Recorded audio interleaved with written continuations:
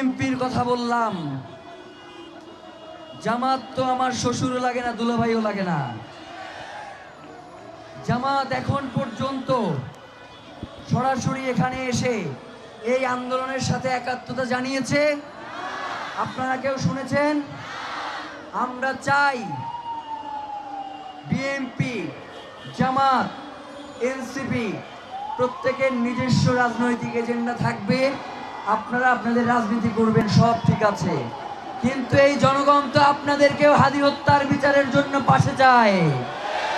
যদি আপনারা কোনোভাবে এই হাদি হত্যার যেই বিচার, সেই বিচারের জন্য আপনারা যদি সোচ্চার না হন, এই নির্বাচনে জনগণ আপনাদেরকে সোচ্চার করে দিবে।